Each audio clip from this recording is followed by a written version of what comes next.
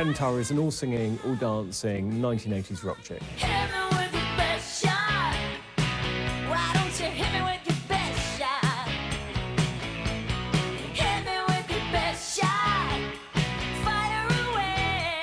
Benatar was a rock siren and had one of the greatest voices to grace the charts.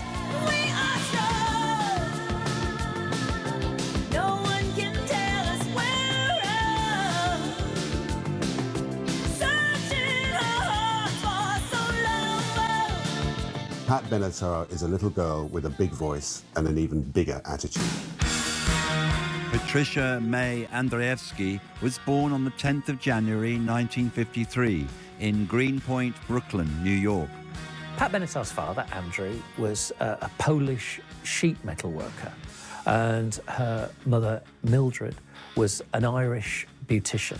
And they lived in Greenpoint, which was a particularly Polish area of Brooklyn. And then they moved to Long Island, so that would have been a more sort of suburban childhood. So yeah, it was a fairly stable, working class New York childhood. Clearly she was born with an entertainer's ego because she was singing and taking lessons from a very early age. In fact, at the age of 8, she sang her first solo at her junior school, Daniel Street. While at Lindenhurst Senior High, Pat was very involved in musical theatre. She played Guinevere in a school production of Camelot. She was really immersed in the kind of performing music and theatre scene. Pat Benatar was essentially being trained to become a classical singer. She had plans to go to the Juilliard School of Music. Her plans to go to the Juilliard were curtailed when she fell in love with and then married her high school sweetheart, Dennis Benatar, and he was in the army. And they moved to Virginia so she could be with him on an army base. In 1971, Pat Benatar was both an army wife and a worker in a bank in Richmond, Virginia. And that year, she saw Liza Minnelli in concert and almost instantly dropped the job as a bank teller and decided to become a singer. And because she was classically trained, clearly she had the ability. And very, very quickly, she joined a group called Coxon's Army. This was named after the leader of the group, Phil Coxon. And they released a single locally called Day Gig. And it was the start of Pat Benatar's career. Dennis Benatar was discharged from the army and the couple moved to New York. And Pat Benatar started doing gigs. There was so little interest in Pat Benatar's debut at Catch a Rising Star that she didn't get on stage until 3:45 in the morning. And she sang Rockabye Baby, and of the few people who were there was the owner of the club, Rick Newman, and he was impressed. Not only did he call her back for further shows at the club that he owned, but also he became her manager. In 1978, Pat Benatar was doing a 4-night run at Tramp's nightclub in New York, where quite a few record industry people saw her perform, including Terry Ellis, who was the co-founder of Chrysalis Records, and he was the one to sign her. Soon after signing with Chrysalis, Pat Benatar divorced her husband, keeping the surname. Pat Benatar put a band together, and this included Neil Giraldo, who would become, first of all, her musical director and her co-writer and the writer of many of her songs by himself, and eventually they would become in a relationship together. Pat Benatar's debut album, In the Heat of the Night, came out in 1979, and it was a big commercial success. It went to number 12 in the album charts, it went platinum, and it was one of the biggest selling albums of the year. If you listen to it now, it's kind of a perfect slice of 70s pop rock with this really strong female voice. The first single to be released was If You Think You Know How to Love Me. Wasn't a huge success, but the second single to be released, Heartbreaker, was a hit.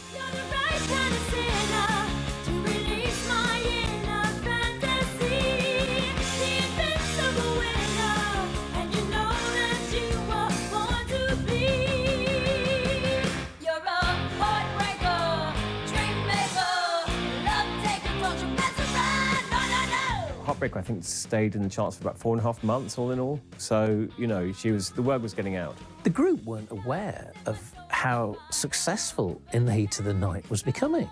They had such low expectations that they didn't keep in touch with the charts. They didn't even buy Billboard magazine. So when it did reach number 12, they had to be told by startled members of their record company. It went to number 12 in the album charts, it went platinum, and it was one of the biggest selling albums of the year. If you listen to it now, it's kind of a perfect slice of 70s pop rock with this really strong female voice.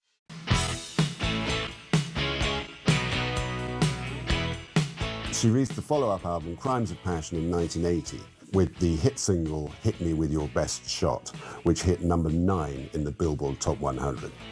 You're a real tough cookie with a long history of breaking little hearts like the one in me.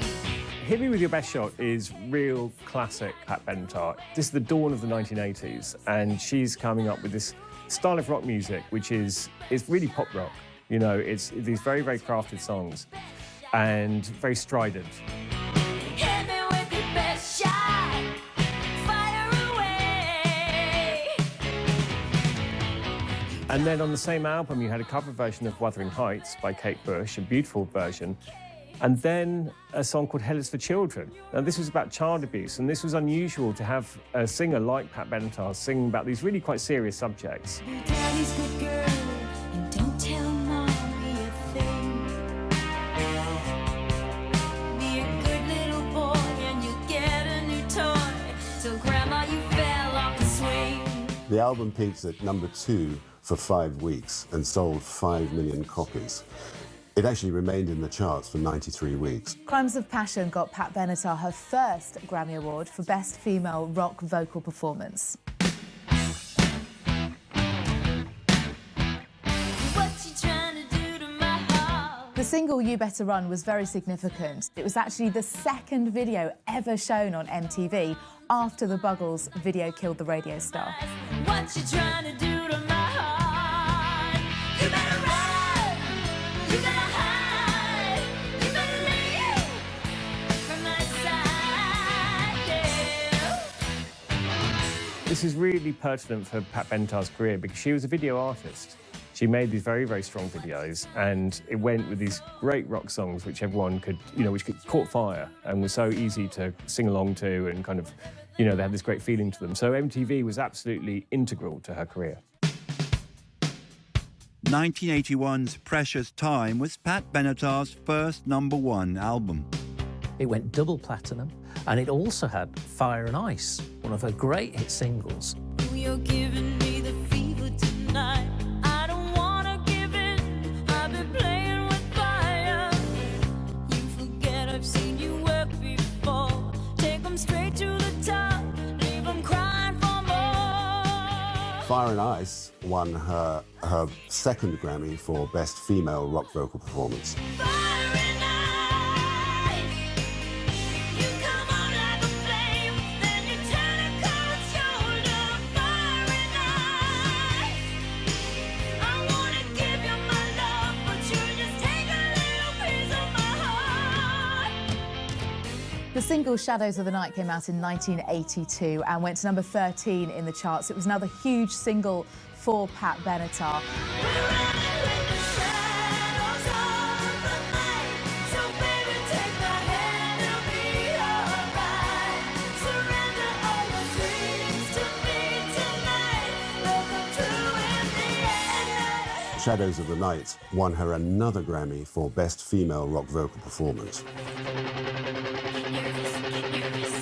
Get Nervous was released in 1982, just after she'd married Neil Giraldo, and it went to number 4 in the American charts. It wasn't quite as successful as what had passed before, but it was a more adventurous album. It incorporated a lot of new wave. Anxiety got me on the run. Anxiety, I just need someone. Anxiety can't get nothing done. Anxiety spoils all the searching hard for so long. Both of us knowing love is a battlefield. She gets a job in this sleazy bar. She stands up to this pimp who's being abusive to another woman and then battles him with a choreographed dance routine. And although it sort of does look a little bit cheesy now, it was this great combination of Michael Jackson style, very strident dance with a message of empowerment, all tied up with this very catchy pop rock song. Heartache to heartache, we stand. No promises, no delay. The single went to number 5 and won her 4th Grammy for Best Female Rock Vocal Performance. Pat Benatar's 5th album, Tropico, came out in 1984. It went to number 14 in the album charts, and I think it showed her trying out something a bit different. It was more synth-led, more pop, more melodic than her previous kind of hard rock sound. It was a much more mellow album, partially because she was pregnant with her and Neil Giraldo's first child at the time. And it had tracks such as We Belong, which was another great walloping anthem, a little bit out of context with the rest of the album, to be honest. We belong to the light, we belong to the love. We belong to the sound of the words, people falling under. It had the Ooh Ooh song, which wasn't a great big hit, but it was probably the best symbol of the way in which Pat Benatar was evolving. Just to be confident, it seems we lose the fight, yeah. But it's just no stopping it. It's like a bad day that never ends. This change in direction, though, I think didn't go down as well with her fans. They were used to her being this kind of rock goddess, and they weren't so keen on this softer side. Pat Benatar's next album, 7 the Hard Way, was released in 1985. 7 the Hard Way was her 6th studio album, and it was still successful, but not as successful. It went to number 26.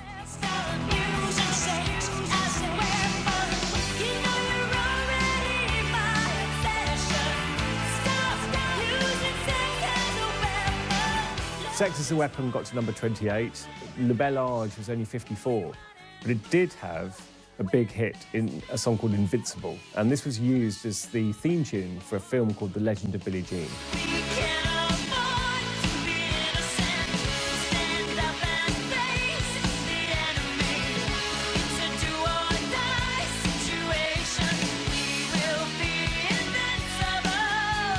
She said it was the album that we spent most money on, but the one which sold the least copies.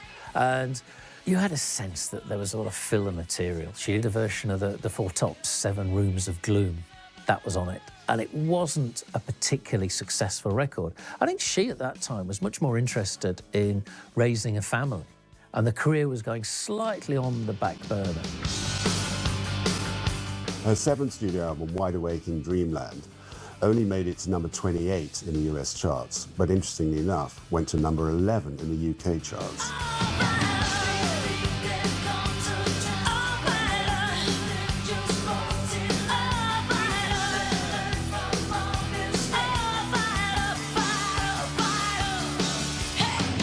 All Fired Up was Pat Benatar's last major American hit. It went to number 19, and it was her second and final top 20 hit in the United Kingdom. It was written by a very much a jobbing Australian, Kerryn Tolhurst, and it was something that she had heard at her record company and suggested that she could do a great version of it, and she did. But the song was very much unknown at the time, and I think that was an advantage to its success as well. The album True Love came out in 1991, and it's a mix of covers and jump blues tracks. Never been no fragile flower. I always got too much to say. Never had much luck with love and romance. I guess it's always been that way. It was clearly something that she had wanted to do since she was a girl back in Greenpoint. For her, it's a very important album. Pat Benatar returned to AOR in 1993 with Gravity's Rainbow. Gravity's Rainbow only got to number 85 in the US charts. Pat Benatar really suffered from the fact that Chrysalis was being sold to EMI at the time. And she was also pregnant, and that meant that she had to cut short a tour. And so there's a various combination of things, but I think she felt very much that Chrysalis was no longer promoting her, they weren't getting behind her in the way they had done. Inamorata was released on the CMC International label and was the least well appreciated of her albums. Life is sweet, sweet as strawberry wine, and bitter too,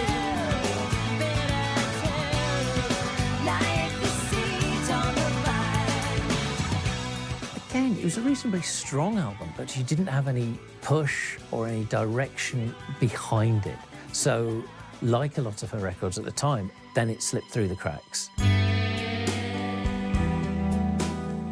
In 2003, Pat Benatar made an album called Go, and it contained a single called Christmas in America, which was a 9/11 charity single.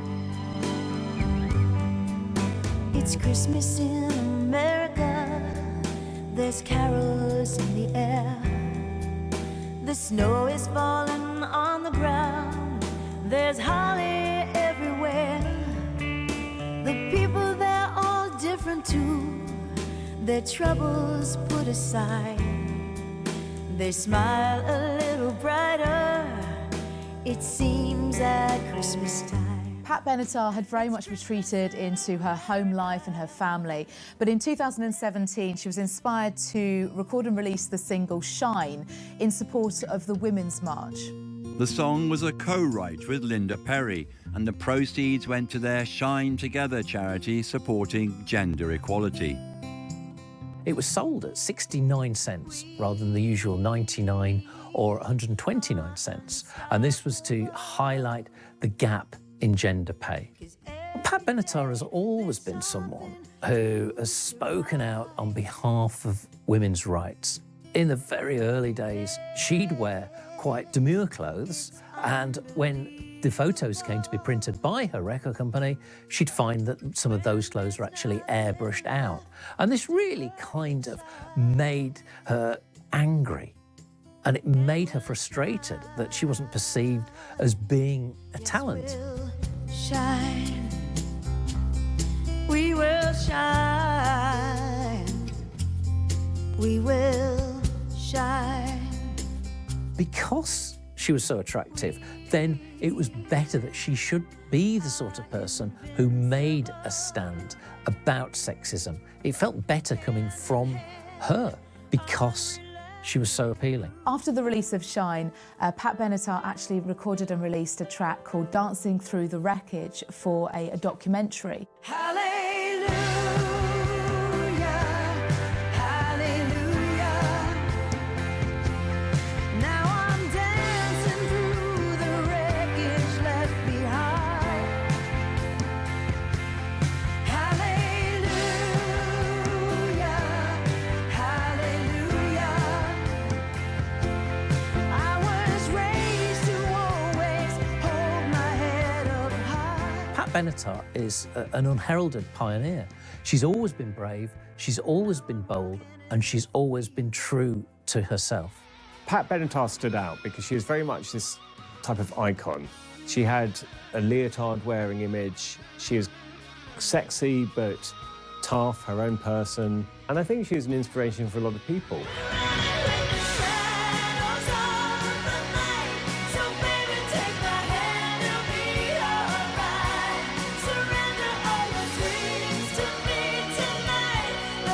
She has multiple platinum-selling albums, and in fact she was, one of the few lone female voices in that kind of 70s and 80s rock world. We're running